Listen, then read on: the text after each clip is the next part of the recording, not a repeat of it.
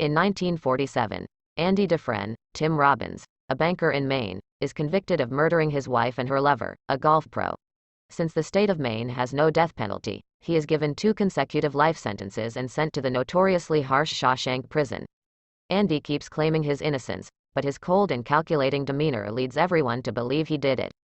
Meanwhile, Ellis Boyd Redding, Morgan Freeman, known as Red, is being interviewed for parole after having spent 20 years at Shawshank for murder. Despite his best efforts and behavior, Red's parole is rejected, which doesn't faze him all that much. Red is then introduced as the local smuggler who can get inmates anything they want within reason. An alarm goes off alerting all prisoners of new arrivals. Red and his friends bet on whichever new fish will have a nervous breakdown during his first night in prison. Red places a huge bet on Andy. During the first night, an overweight newly arrived inmate, nicknamed Fat Ass, breaks down and cries hysterically, allowing Haywood, William Sadler, to win the bet. However, the celebration is short-lived when the chief guard, Byron Hadley, Clancy Brown, savagely beats up the fat man for not keeping quiet when he is asked to. Meanwhile, Andy remains steadfast and composed. The next morning, the inmates learn that Fat Ass died in the infirmary because the prison doctor had been out for the night.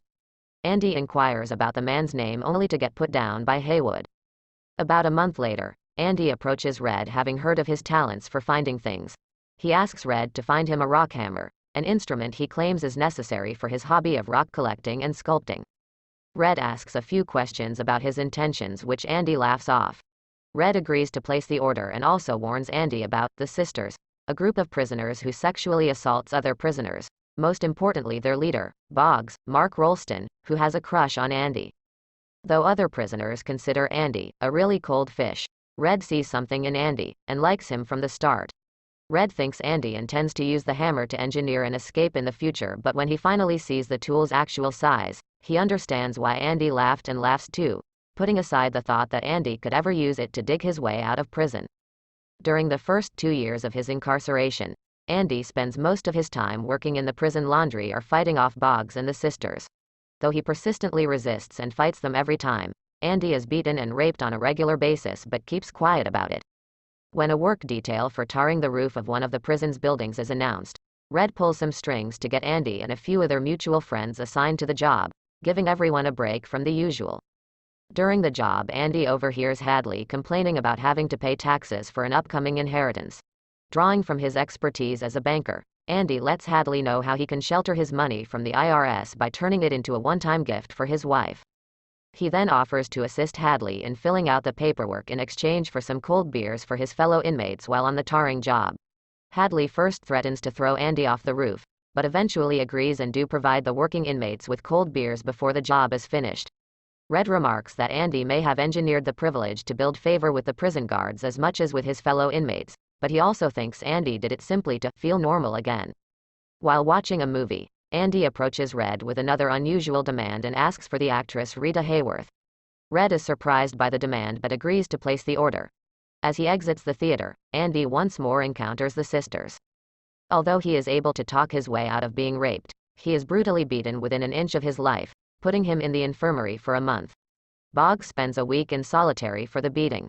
When he comes out, he finds Hadley and his men waiting in his cell. They beat him so badly that he's left unable to walk or eat solid food for the rest of his life and is transferred to a prison hospital upstate. The Sisters move on and never bother Andy again. When Andy gets out of the infirmary, he finds a bunch of rocks for him to sculpt and a giant poster of Rita Hayworth in his cell. Presents from Red and his friends. Warden Samuel Norton, Bob Gunton, hears about how Andy helped Hadley and uses a surprise cell inspection to size Andy up. He finds Andy reading his copy of the Holy Bible and they talk about their favorite verses while the guards are turning the cell upside down looking for illegal possessions. Satisfied with their encounter, the warden leaves and almost forget to give Andy his Bible back. He then encourages Andy to keep reading the Bible, saying that salvation lays within. Andy is later advised that he will now work in the prison library with aging inmate Brooks Hatlin, James Whitmore. The reason for his transfer is made obvious when a prison guard shows up asking Andy for financial advising. Andy sets up a makeshift desk and starts working, providing financial advising to most prison guards and helping them with their income tax returns. Andy also sees an opportunity to expand the prison library. He starts by asking the Maine State Senate for funds. He writes letters every week. His financial support practice is so appreciated that even guards from other prisons, when they visit for inter-prison baseball matches, seek Andy's financial expertise. Even the warden himself has Andy preparing his tax returns. Not long afterwards, Brooks snaps and threatens to kill Haywood in order to avoid being paroled. Andy is able to talk him down. When his friends discuss Brooks' behavior, Red sympathizes with Brooks having obviously become institutionalized after spending 50 years at Shawshank. He has become essentially conditioned to be a prisoner for the rest of his life and is unable to adapt to the outside world. Red remarks, "These walls are funny. First you hate him, then you get used to him. Enough time passes, you get so you depend on them." Brooks is paroled and goes to live in a halfway house. He is also given a job at a supermarket which he hates. Finding it impossible to adjust to life outside the prison, he eventually commits suicide, leaving the message, "Brooks was here," carved on a wooden beam. After 6 years of writing letters, Andy receives $200 from the state for the library, along with a collection of old books and phonograph records.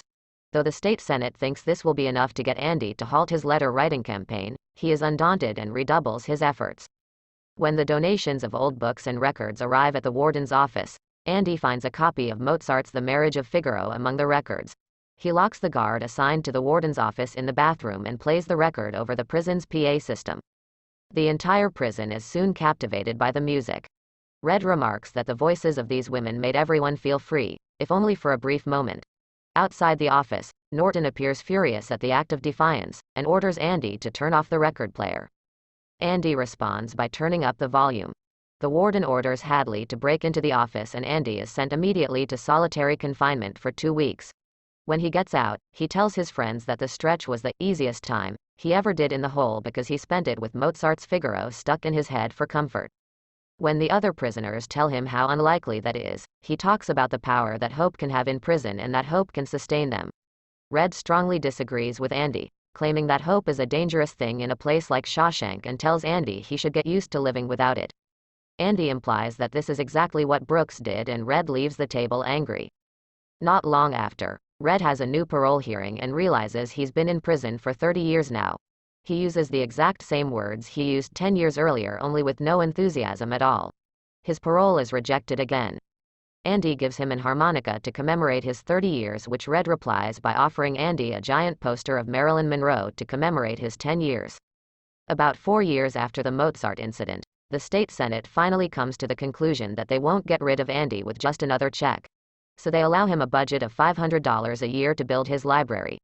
Andy uses it wisely and makes deals with book clubs and charities to create the best prison library in the state and names it after Brooks. With the enlarged library and more materials, Andy begins to mentor inmates who want to receive their high school diplomas so they can get a decent job once they're out. Meanwhile, Warden Norton profits from Andy's knowledge and devises a scheme whereby he puts prison inmates to work on public projects which he wins by outbidding other contractors, prisoners, or cheap labor. Occasionally, he allows other contractors to score projects as long as the bribe is good enough.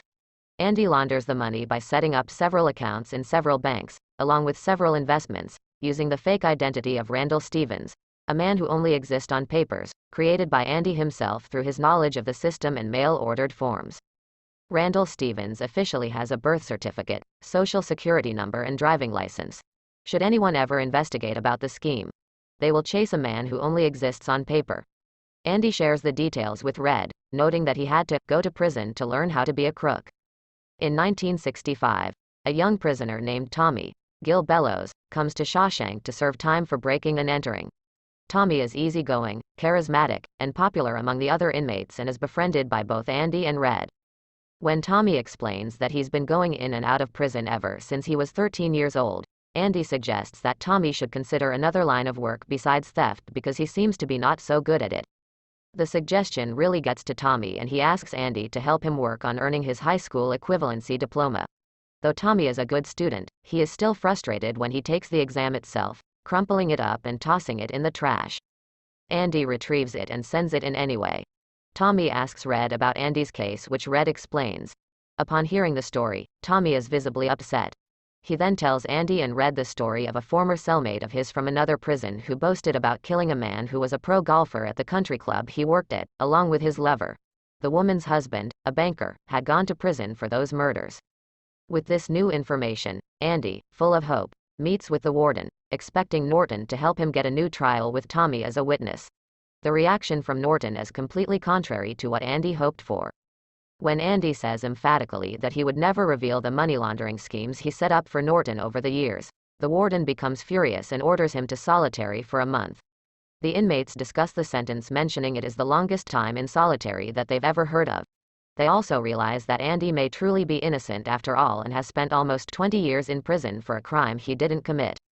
Tommy receives a letter from the Board of Education announcing that he has passed the exam and now owns a high school diploma.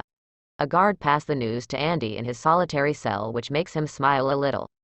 Later on, Tommy is escorted outside at night to have a private meeting with the warden. Warden Norton asks him if the story he told Andy is true and if he would be willing to testify on Andy's behalf. Tommy enthusiastically agrees. The warden smiles at him before nodding to Hadley to shoot him dead. When the warden visits Andy in solitary, he tells him that Tommy tried to escape and that Hadley had no choice but to shoot him. Andy doesn't buy that story and tells Norton that everything stops and that he's not going to work for him anymore. The warden threatens Andy to shut down the library, burn all the books, and move Andy to a much different cell in a much different part of the prison with the most hardened criminals should he stop working for him. He then leaves and orders Andy to another month in solitary to think about things. When Andy finally comes out of solitary, he and Red have a conversation where Andy talks about his wife and how much he loved her and feels responsible for her death even though he didn't pull the trigger. He then talks about his projects should he ever get out of prison.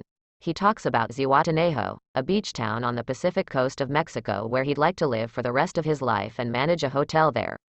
He then asks Red if he'd join him, to which Red says no and that he believes he is too far gone like Brooks. He then criticizes Andy for allowing Hope to mess with his mind like that and that it will only destroy him. Andy agrees and is about to leave when he asks Red if he knows the Buxton, Maine area. He then tells Red about a very specific hayfield where there is a large oak tree at the end of a stone wall. He then asks Red to promise him that, should he ever get paroled, he will seek that oak tree and retrieve something that was hidden among the stones but refuses to say what it is.